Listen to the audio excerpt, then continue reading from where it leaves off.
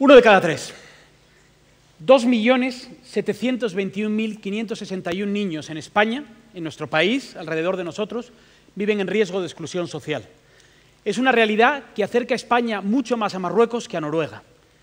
Es una realidad que ya era particularmente preocupante en el año 2007, al principio de esta crisis, pero que durante estos años no ha hecho más que empeorar. De hecho, los niños son el grupo social que más ha sido castigado durante la crisis, con diferencia con respecto a cualquier otro grupo social.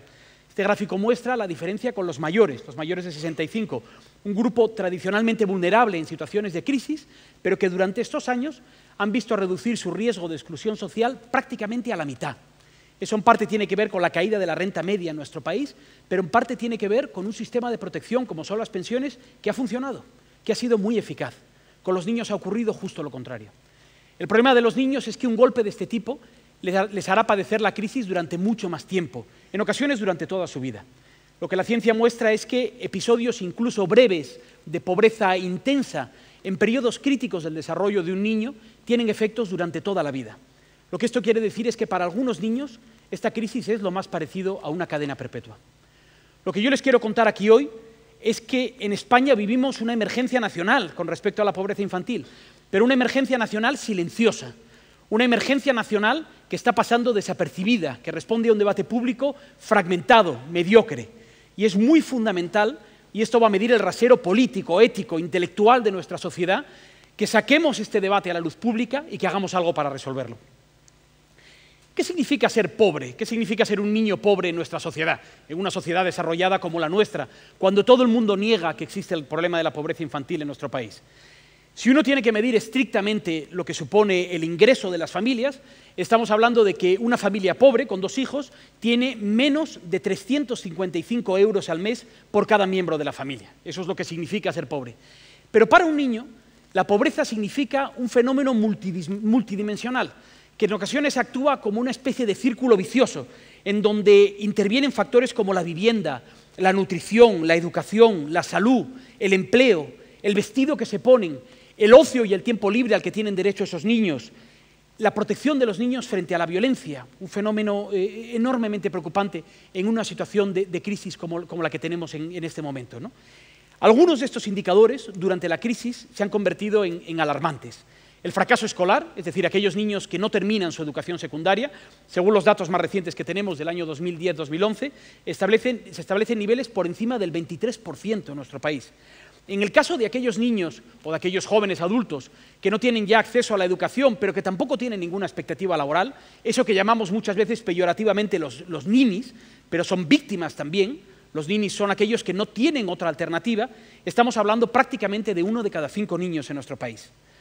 Solo en el primer trimestre de este año, de 2014, se ejecutaron 105 ejecuciones hipotecarias al día. Comenzaron 105 ejecuciones hipotecarias al día de viviendas de primer uso.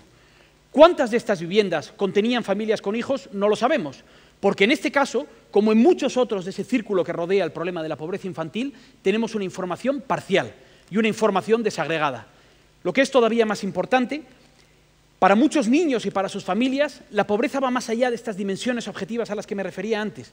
Estamos hablando de miedo, de ansiedad, de frustración, de vergüenza. A mí se me quedó grabado la declaración que hizo un niño en Noruega cuando le preguntan ¿qué es para ti la pobreza? Y él decía, bueno, para mí la pobreza es no poder invitar a mis amigos a casa porque me da vergüenza. Esa es la tragedia de la pobreza infantil para muchos niños en situaciones que a veces a nosotros nos parecen irrelevantes, que se nos escapan porque estamos pendientes de lo que comen o de los estudios que realizan, pero la pobreza es eso, es esa humillación para muchos niños en nuestro país.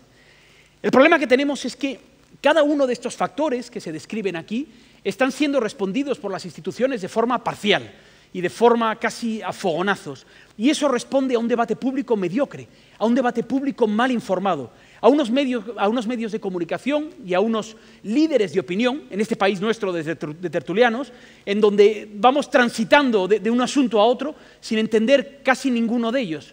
Pero es muy fundamental que entendamos hasta qué punto estamos ante esa emergencia nacional silenciosa a la que me refería al principio. Hay algunos grupos sociales que están padeciendo esta crisis más que otros: los niños que pertenecen a familias inmigrantes, los niños que pertenecen a familias monoparentales, los niños que viven en familias en donde los padres tienen unos niveles de educación que son bajos, pero es muy fundamental entender que estamos hablando de un fenómeno generalizado, un fenómeno de empobrecimiento de la clase media. Nuestros servicios sociales no solo tienen que hacer más con menos.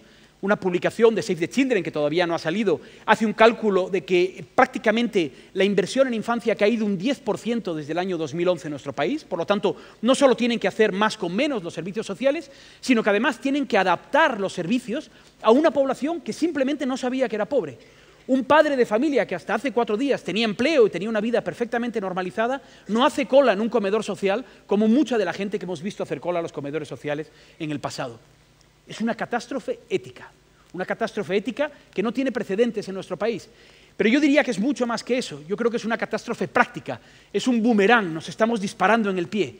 La pobreza de los niños significa que estamos creando una generación de niños que van a ser mucho menos productivos en el futuro, y eso va a afectar a nuestra economía.